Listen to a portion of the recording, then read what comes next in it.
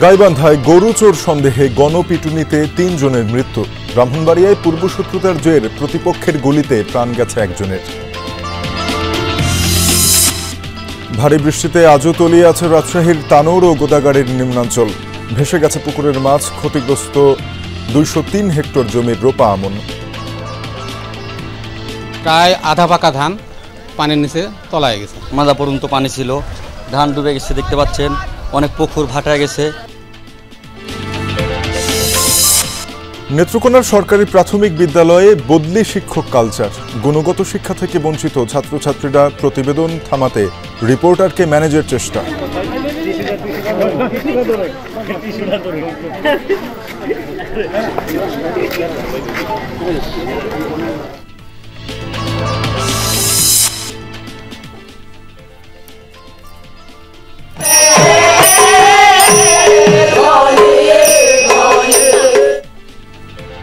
রাস উৎসবের আমেজ মৌলভীবাজারে। মণিপুরী গ্রামে রাসলীলার প্রস্তুতি। সুন্দরবনের আলোর কোলে আইন শৃঙ্খলা বাহিনীর কঠোর নিরাপত্তা।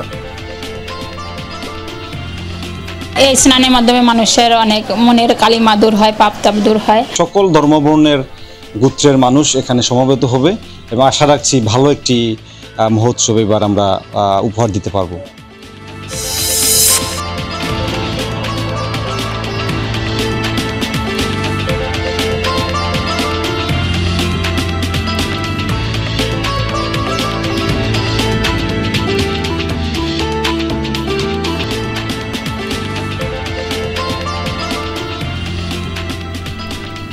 আমন্ত্রণ সংবাদ সারা দেশে, আপনাদের সঙ্গে আছে আমি তানজিম শাফিন। এতক্ষণ শিরোনাম দেখছিলেন, এবারে বিস্তারিত। গাইবান্ধার গোবিন্দগঞ্জে গরু চোর সন্দেহে স্থানীয়দের গণপিটুনিতে ৩ জন নিহত হয়েছেন। ভোরে উপজেলার নাসিরাবাদ মাজার এলাকায় এই ঘটনা ঘটে। পুলিশ ও স্থানীয়রা জানিয়েছেন, গতরাতে গ্রামের বাসিন্দা সালাম মিয়ার গোয়ালঘর থেকে ৩টি গরু চুরি করে চোরচক্রের সদস্যরা। পরে গরুগুলো পিকআপ ভ্যানে তোলার সময় বিষয়টি বুঝতে পেরে ধাওয়া দেয় এলাকাবাসী। পিকআপ সহ কয়েকজন পালিয়ে গেলেও চক্রের ৩ সদস্য জঙ্গলে পালানোর চেষ্টা করে। রাস্তার পাশে একটি পুকুরে লাফ দিলে সেখান থেকে তাদের ধরে বেধড়ক মারধর করে স্থানীয়রা। ঘটনাস্থলেই মারা যান ২ জন। খবর পেয়ে অপর একজনকে উদ্ধার করে হাসপাতালে পাঠায় পুলিশ। চিকিৎসাধীন অবস্থায় মৃত্যু হয় তারও। দেখতেছি এখানে দেওয়াল কাটা এবং এই ঘরে যে 3টা গরু ছিল নাই। তো তখন এই কথা শুনে আমি রাস্তায় আমরা ওই লোকজন নিয়ে দৌড় ঝাপা করে যাই। দক্ষিণে ওদের দাসেবাদের সিরাসিরি মানে সব বলে চোর ধরছে একেবারে এটাও সেটা ওরা যা দেখি যে এরকম চোর ধরে মারামারি করতেছে। ওরা গরু চুরি করে নিয়ে যাওয়ার সময় স্থানীয় জনগণ টের পেয়ে তাদেরকে ধাওয়া করার পরে উত্তেজিত জনতা তাদেরকে ঘিরে ফেলে তাদের মারপিট করে। তো ঘটনাস্থলে 2 জন মারা যায়, আহত একজনকে উদ্ধার করে গোবিন্দগঞ্জ হসপিটালে নিয়ে আসে। চিকিৎসাধীন অবস্থায় সেও মারা যায়। এ বিষয়ে আরও জানাতে গাইবান্ধা থেকে যোগ দিয়েছেন সহকর্মী জিল্লুর রহমান পলাশ। গণপিটুনিতে নিহতদের পরিচয় জানা গেছে কিনা, এই ঘটনায় কোনো মামলা হয়েছে কিনা জানাবেন। গণপিটুনিতে এই 3 জন নিহতর ঘটনায় এখন পর্যন্ত কোনো ধরনের মামলা হয়নি। পুলিশের পক্ষ থেকে যেটি জানানো হয়েছে যে নিহত 3 জনের মধ্যে একজনের পরিচয় পাওয়া গেছে, তার নাম কাউসার, বাড়ি বগুড়ার শিবগঞ্জ উপজেলায়। এই ঘটনার পর থেকে পুলিশ প্রশাসন যে রয়েছে তারা কিন্তু ঘটনাস্থল পরিদর্শন করেছে।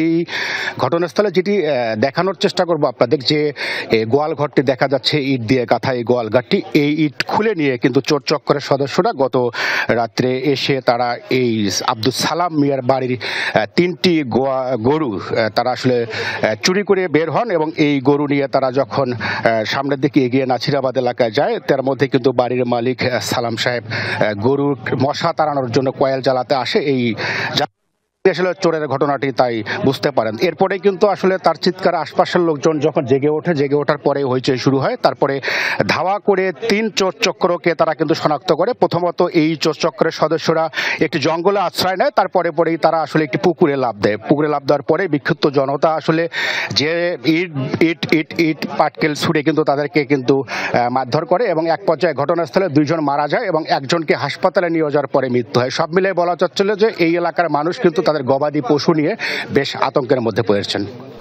এই ঘটনা আইনি প্রক্রিয়া কতদূর এগোয় সেই খবর নিশ্চয়ই রাখবেন। পলাশ, আপনাকে ধন্যবাদ। ব্রাহ্মণবাড়িয়ার নবীনগরে প্রতিপক্ষের গুলিতে শিপন নামে একজন নিহত হয়েছেন। শনিবার রাতে উপজেলার বাড়িকান্দি ইউনিয়নের গনি শাহ মাজারের পাশে একটি হোটেলে এই ঘটনা ঘটে। পুলিশ জানায় দীর্ঘদিন ধরে এলাকায় আধিপত্য বিস্তার সহ নানা বিষয় নিয়ে নূরজাহানপুর গ্রামের শিপনের সাথে থোলাকান্দি গ্রামের রিফাতের বিরোধ চলছিল। এরই জেরে গত রাতে শিপন গনিশা মাজারের পাশে একটি হোটেলে খাবার খাওয়ার সময় তাকে লক্ষ্য করে গুলি চালায় রিফাত। এ সময় শিপন ও হোটেলের এক কর্মচারী সহ ৩ জন গুলিবিদ্ধ হন। তাদের উদ্ধার করে নবীনগর উপজেলা স্বাস্থ্য কমপ্লেক্সে নেওয়া হলে চিকিৎসক তাদের ঢাকায় পাঠান। পরে চিকিৎসাধীন অবস্থায় মৃত্যু হয় শিপনের। গুলিবিদ্ধ ইয়াসিন ও নূর আলমের অবস্থাও আশঙ্কাজনক। পুলিশ আরও জানায়, শিপন ও রিফাত ডাকাতির সাথে জড়িত। ডাকাতির ভাগবাটোয়ারা নিয়ে তাদের দ্বন্দ্ব ছিল ধারণা পুলিশের। অভিযুক্ত রিফাতকে গ্রেফতারের পুলিশের অভিযান চলমান রয়েছে। ভারী বৃষ্টিতে রাজশাহীর তানোর ও গোদাগাড়ের নিম্নাঞ্চল এখনও প্লাবিত। তলিয়ে আছে রোপা আমন সহ শীতকালীন শাকসবজির ফলন। ভেসে গেছে পুকুরের মাছ। শুক্রবার রাত থেকে শনিবার সকাল পর্যন্ত কয়েক ঘন্টা ভারী বর্ষণ হয় রাজশাহী জনপদে। এতে জলমগ্ন হয়ে পড়ে বিস্তীর্ণ অঞ্চল। কৃষি অফিস জানায়, প্লাবনে শুধু তানোরের 203 হেক্টর রোপা আমনের ধান ডুবে গেছে। ক্ষতি হয়েছে গোদাগাড়েরও বেশ কয়েকটি গ্রামের আবাদ। তলিয়ে গেছে আলু, পটল সহ শীতকালীন শাকসবজির ক্ষেত। ভেসে গেছে শতাধিক পুকুরের মাছ। দ্রুত পানি নিষ্কাশন না হলে ধান নষ্ট হওয়ার শঙ্কা করছেন কৃষকরা। অবস্থা পর্যবেক্ষণ করে দ্রুত পদক্ষেপ নেওয়ার আশ্বাস দিয়েছে স্থানীয় প্রশাসন। কলমা ইউনিয়নের মধ্যে মোটামুটি 20 থেকে 22টা গ্রাম অত্যন্ত ক্ষতিগ্রস্ত, কারণ প্রায় আধা পাকা ধান পানির নিচে তলায় গেছে। অনেক ক্ষয়ক্ষতি হয়েছে ভাই আমাদের এখানে। গতকালকে রাস্তাতে 1 মাজা পর্যন্ত পানি ছিল, ধান ডুবে গেছে দেখতে পাচ্ছেন, অনেক পুকুর ভাটা গেছে। এ বিষয়ে আরও খবরাখবর জানাতে যোগ দিচ্ছেন সহকর্মী তারেক মাহমুদ। তারেক, ফসলের ক্ষয়ক্ষতি থেকে রক্ষার জন্য কি ধরনের পদক্ষেপ নেওয়া হচ্ছে? কৃষকদের কি ধরনের পরামর্শ দেওয়া হয়েছে? তাদের কারোর সাথে কথা হয়েছে কিনা আপনার? শাফিন, এখানে আসলে পানি না নামা পর্যন্ত ক্ষয়ক্ষতি সেটি কিন্তু এই সমস্যার সমাধান হবে না, এবং স্থানীয় প্রশাসন যারা এখানকার স্থানীয় রয়েছে, কৃষক রয়েছে, তাদের সাথে কথা বলছেন এবং পানি আসলে যাতে দ্রুত নামে সে বিষয়ে বিভিন্ন জায়গায় বাঁধগুলো এবং যেখানে পানি জমে আছে সেই জায়গাগুলো আসলে নিষ্কাশন করা হচ্ছে। আমি দাঁড়িয়ে রয়েছি যেখানে, এখানে দেখতে পাচ্ছেন বিস্তীর্ণ একটি মাঠ। সেই মাঠে কিন্তু আমন ধান সেটি কিছু কিছু জায়গাতে একদমই তলিয়ে গিয়েছে, আর যে জায়গাগুলোতে ধান এখন রয়েছে সেটা কিন্তু ধান পড়ে গিয়েছে, কারণ এই ধানের প্রচুর পরিমাণে পানি হওয়ার যে বিষয়টি সেখানে হলে আসলে ধানগুলো দাঁড়িয়েছিল। আরও 10 থেকে 12 দিন আধা পাকা যে ধানগুলো রয়েছে সেগুলো কাটার সময় ছিল, কিন্তু এখন সে পানি জমে যাওয়ায় এই ধানের গাছগুলো আসলে শুয়ে গিয়েছে। এই কারণে ধানের ক্ষেত্রে কিন্তু যে মারাত্মকভাবে কৃষক, এখানকার যারা কৃষক তারা ক্ষতিগ্রস্ত হয়েছে। এর সাথে সাথে বলি যে এই এলাকায় আমি যেখানে রয়েছি প্রায় 12 থেকে 15টি পুকুর কিন্তু ডুবে গিয়েছে। এখানকার পুকুরে যারা স্থানীয়রা, যারা মানুষজন রয়েছে, তারা এখন জাল নিয়ে আসলে মাছ মারায় কিন্তু ব্যস্ত সময় কাটাচ্ছেন আমরা দেখতে পাচ্ছি। এবং সেই সাথে সাথে এই তানোর এবং এই যে গোদাগাড়ি উপজেলাতে প্রায় শতাধিকের বেশি পুকুর কিন্তু ডুবে গিয়েছে। স্থানীয়রা তেমনটি বলছিলেন। এখান থেকে 3 দিন থেকে কিন্তু বিদ্যুৎ নেই, তারা সেই সমস্যার মধ্যে রয়েছেন এবং যে আমন ধানের যে ব্যাপক ক্ষয়ক্ষতি সেটি হয়েছে। কৃষকরা চেষ্টা করছেন পানি নিষ্কাশন করার, যে উপরের যে জমিগুলো রয়েছে। সাফিন, তারেক, আপনাকে ধন্যবাদ আমাদেরকে জানানোর জন্য।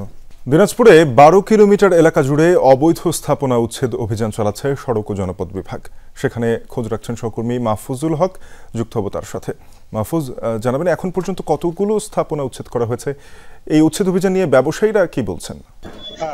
যেমনটি আজ থেকে প্রায় 20 দিন আগে থেকেই এই উচ্ছেদ দিয়েছিল,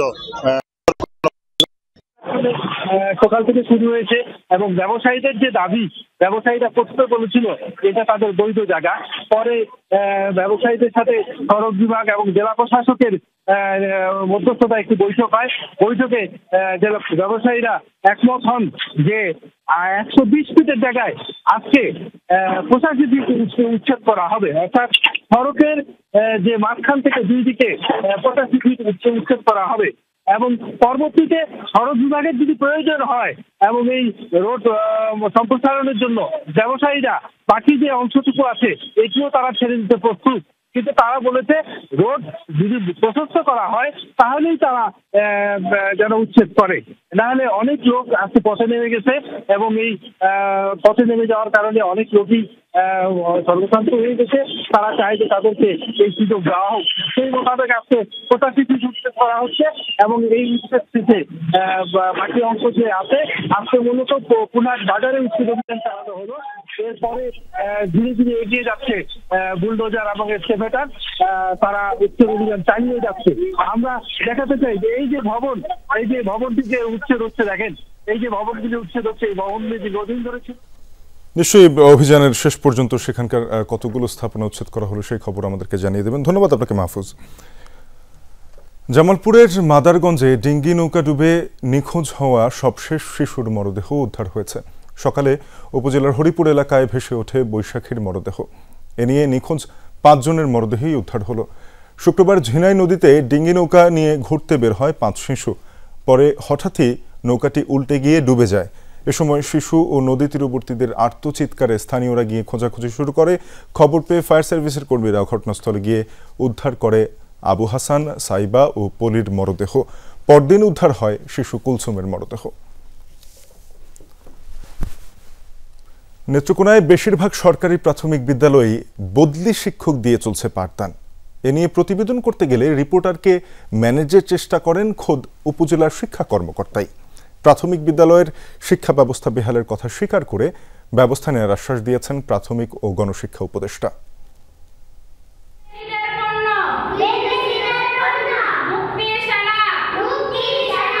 ছন্দের তালে তালে শিক্ষার্থীদের কবিতা পড়াচ্ছেন শিক্ষক। শিক্ষার্থীরাও আনন্দ নিয়ে আওড়াচ্ছে সেই বুলি। আপাত দৃষ্টিতে খুব চিরায়ত দৃশ্য মনে হলেও প্রদীপের নিচেই রয়েছে অন্ধকার। নেত্রকোনার খালিয়াঝুড়ি উপজেলার রোকেয়া সাত্তার চৌধুরী সরকারি প্রাথমিক বিদ্যালয়। সেখানে গিয়ে দেখা যায় 5 শিক্ষকের মধ্যে উপস্থিত মাত্র 2 জন। সহকারী শিক্ষক নাজমা আক্তার অনুপস্থিত থাকায় তার পরিবর্তে 2য় শ্রেণীতে ক্লাস নিচ্ছেন ডিগ্রি 2য় বর্ষের শিক্ষার্থী হ্যাপি আক্তার। শিক্ষক না হয়েও নিয়মিত হাজিরা খাতায় স্বাক্ষরও করেন তিনি। আমি স্টুডেন্ট, আমার ক্লাস নিতে ভালোই লাগে। নাজমা ম্যাডাম একটু অসুস্থ, আমার আন্টি হয়। আমি সরকারি না, আমি প্যারা শিক্ষক হিসেবে ক্লাস নিচ্ছি। স্বাক্ষর আমি এই কয়েকটাই দিচ্ছি, আমি পারি না, মিলাইতে পারি না। বদলি শিক্ষক দিয়ে মাসের পর মাস ধরে ক্লাস চালানোর বিষয়টি স্বীকার করেন প্রধান শিক্ষকও। সে মানে খুবই বেশি পণ্ডিত, সে নিজেই এইগুলি করে গেছে যে আমি প্যারা শিক্ষক দিয়ে যে আমার ক্লাসটা যাতে কোনো ক্ষতি না হয়, সে এটা নিজেই করে গেছে। যেহেতু সে দীর্ঘদিন থাকবে, শিক্ষা অফিসারের অনুমতি ছাড়াই আমি যে ধরনের আমি যে ভুলটা করছি, এই ভুলটার তো আমার কোনো নেই। কতদিন ধরে প্যারা শিক্ষক ক্ষমার অযোগ্য। শুধু রোকেয়া সাত্তার চৌধুরী সরকারি প্রাথমিক বিদ্যালয় নয়, জেলার বেশিরভাগ বিদ্যালয়েই জোড়াতালি দিয়ে চলছে শিক্ষা কার্যক্রম। এতে ঝরে যাচ্ছে শিক্ষার্থীরা। সহকারী উপজেলার শিক্ষা অফিসারের সংখ্যা কম, অনেক শূন্যপদ আছে, এগুলি জরুরি ভিত্তিতে নিয়োগ দিয়া তদারকির সংখ্যা বাড়ানো দরকার। এই অবকাঠামোর এই পরিবর্তন অবস্থার জন্য এখানে স্টুডেন্টের এরকম চাহিদাটা কম। বিভিন্ন স্কুলে বদলি শিক্ষক দিয়ে ক্লাস পরিচালনার বিষয়টি জানতে চাইলে রিপোর্টারকে ম্যানেজের চেষ্টা করেন উপজেলা প্রাথমিক শিক্ষা কর্মকর্তা। সে চেষ্টায় ব্যর্থ হয়ে অভিযুক্ত শিক্ষকদের বিরুদ্ধে বিভাগীয় ব্যবস্থা নেওয়ার আশ্বাস দেন তিনি। কারো পরিবর্তে কোনো শিক্ষক রাখার সুযোগ নেই। শিক্ষক মনে করেন যে 5 জন আছে, আমার মানে প্রয়োজন আছে বা আমার সংস্থান আছে, আমি হয়তো আরেকজনকে পার্ট টাইমের জন্য রাখতে পারি। অবশ্যই তাদের বিরুদ্ধে বিভাগীয় ব্যবস্থা এবং বিভাগীয় মামলা হয়, বিভাগীয় ব্যবস্থা গ্রহণ আমরা করব। বিষয়টি গুরুত্বের সাথে দেখে আইনগত ব্যবস্থা নেওয়ার আশ্বাস দিয়েছেন সংশ্লিষ্টরা। প্রক্সি শিক্ষক দিয়ে প্রাথমিক বিদ্যালয়ে ক্লাস চালাচ্ছে, এটা খুবই লজ্জাজনক এবং উদ্বেগজনক। এরকম যদি স্পেসিফিক কোনো অভিযোগ আমরা পাই, তাহলে অবশ্যই শিক্ষা ডিপার্টমেন্ট আছে, আমরা আছি, সবাই মিলে এটার বিরুদ্ধে সর্বোচ্চ যে ব্যবস্থা আইনগতভাবে নেওয়া যায় আমরা সেই ব্যবস্থা গ্রহণ করব। সবকিছু মিলে চিত্রটা মোটেই আশানুরূপ নয়। আমি ঘুরে আসলাম, যদি আমি জানতাম কিছুটা, আমি সচক্ষে দেখে আসলাম সমস্যাগুলো কি, ফলে সেগুলো কেমন উত্তরণ করা যায় আমরা বিভিন্ন রকম পদক্ষেপ নিচ্ছি। নেত্রকোনায় মোট সরকারি প্রাথমিক বিদ্যালয় রয়েছে 1314টি। এর মধ্যে প্রধান শিক্ষকের পদ শূন্য 599টি বিদ্যালয়ে। জারিন অর্নি, যমুনা নিউজ। সিলেটে উন্নয়ন বৈষম্য দূর করতে সড়কে অবস্থান কর্মসূচি পালন করছে বিভিন্ন শ্রেণী পেশার মানুষ। সেখানে আছেন সহকর্মী নাবিল হোসেন, যাব তার কাছে। নাবিল, জানাবেন যে অবরোধকারীরা কি ধরনের বৈষম্যের কথা বলছেন, কি কি দাবি জানিয়েছেন? শাফিন, দেখুন, সিলেটের সড়ক খাত সহ সব খাতেই যে উন্নয়ন বৈষম্যের কথাগুলো আসলে সিলেটবাসী বেশ কিছুদিন ধরেই আসলে সরব হয়েছেন এই উন্নয়ন বৈষম্য দূর করার জন্য। তারই অংশ হিসাবে আমরা আজকে এই মুহূর্তে আছি সিলেটের সিটি পয়েন্ট, এবং সেই সিটি পয়েন্টে আমরা দেখছি যে সাবেক মেয়র আরিফুল হক চৌধুরীর নেতৃত্বে বিভিন্ন শ্রেণী পেশার মানুষ তারা এখানে এসে অবস্থান কর্মসূচি নিয়ে অংশ নিয়েছেন এবং প্রায় ঘণ্টাব্যাপী এই অবস্থান কর্মসূচি চলছে। এবং এই অবস্থান কর্মসূচির কারণে এই যে বন্দরবাজারের যে মূল সড়ক সিলেটের, সেখানের যে যান চলাচল সেটি কিন্তু বন্ধ রয়েছে। এবং এখানকার যারা বক্তারা তারা বলছেন যে সিলেটের যে সড়ক খাত, সেটি বিমান হোক কিংবা রেলপথ হোক বা সড়ক পথ হোক, সব ব্যবস্থাতেই কিন্তু সিলেটবাসী পিছিয়ে আছে। অর্থনৈতিক খাতেও পিছিয়ে আছে। সিলেট থেকে খনিজ সম্পদ উত্তোলন হলেও সিলেটবাসী কিন্তু তার কোনো সুফল পাচ্ছেন না। পাশাপাশি সরকারি নানা সাহায্য সহযোগিতায়ও বন্যা কবলিত এই সিলেট সবসময় আসলে নানা ধরনের আসলে পিছিয়ে পড়ে, অর্থাৎ সরকারি সাহায্য সহযোগিতায়। সেই দিক থেকে যে সিলেটবাসীর যে আসলে যে বঞ্চনা, সেই বঞ্চনার প্রতিবাদেই মূলত এই যে আজকের যে অবস্থান কর্মসূচি। এবং তারা বলছেন যে আজকের অবস্থান কর্মসূচির পরেও যদি তাদের দাবি দাওয়া আদা না হয়, সিলেটবাসীর উন্নয়ন বৈষম্য দূর না হয়, তাহলে আরো কঠোর কর্মসূচিতে তারা যেতে বাধ্য হবেন। নাবিল, আপনাকে ধন্যবাদ। গ্যাস সংকটে 7 মাস বন্ধ থাকার পর চট্টগ্রামের আনোয়ারায় রাষ্ট্রায়ত্ত সার কারখানা CUFL এ উৎপাদন শুরু হয়েছে। রাত 3:30 থেকে কারখানায় ইউরিয়া উৎপাদন শুরু হয়। CUFL কর্তৃপক্ষ জানায়, গত 11 এপ্রিল থেকে গ্যাস সরবরাহ বন্ধ করে দেয় Karnaphuli gas distribution company limited. এতে কারখানায় দৈনিক 3 কোটি টাকার সার উৎপাদন ব্যাহত হয়। গত 19 অক্টোবর বেলা 11টা থেকে গ্যাস সরবরাহ পায় CUFL। কারখানা যান্ত্রিক প্রক্রিয়া শেষে ফের উৎপাদন শুরু হয়েছে। গ্যাস সরবরাহ বন্ধ না হলে এবং যান্ত্রিক ত্রুটি দেখা না দিলে এ ধারা অব্যাহত থাকবে বলে জানায় কর্তৃপক্ষ। রাস উৎসবকে কেন্দ্র করে চলছে শেষ মুহূর্তের প্রস্তুতি। মৌলভীবাজারের মণিপুরী গ্রামগুলোতে চলছে রাসলীলার মহড়া। সুন্দরবনের আলোরকোলে রাস উৎসবের সব ধরনের প্রস্তুতি সম্পন্ন করেছে বন বিভাগ ও পূজা উদযাপন কমিটি। প্রথমবারের মতো আইন শৃঙ্খলা বাহিনীর পাহারায় পুণ্যার্থীদের নেওয়া হবে পূজা স্থানে। এবারের উৎসবে মেলার আয়োজন না থাকায় সনাতন ধর্মাবলম্বী ছাড়া অন্য কাউকে বনে প্রবেশ করতে দেয়া হবে না।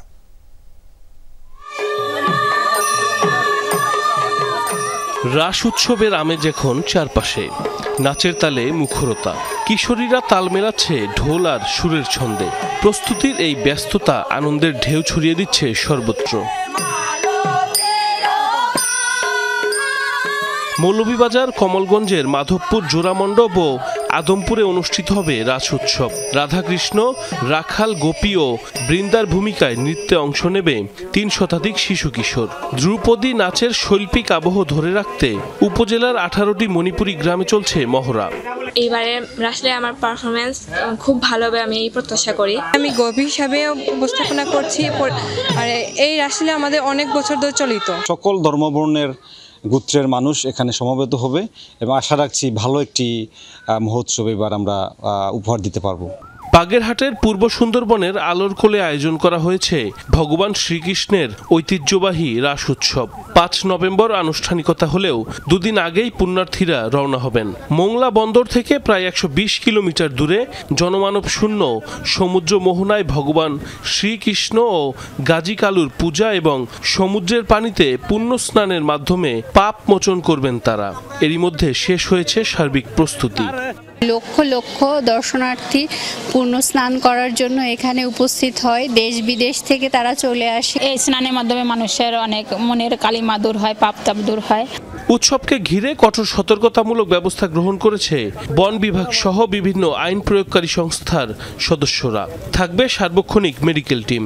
স্বাস্থ্যগত দিক চিন্তা করে আমরা ডাক্তারের ব্যবস্থা করেছি। জেলা থেকে বিশেষ করে শরণখোলা উপজেলা স্বাস্থ্য কমপ্লেক্সের টিম থাকবে এবং নির্বাহী ম্যাজিস্ট্রেট থাকবেন, তিনি মুভ করবেন ওনার ফোর্স নিয়ে। বিভাগীয় পর্যায়ে ফরেস্ট থেকে শুরু করে অন্যান্য যে সমস্ত সংস্থা রয়েছে এই পূজাকে কেন্দ্র করে যাদের ওখানে ডিউটি থাকবে সবার সঙ্গে আমরা একটা কোঅর্ডিনেশন মিটিং করেছি।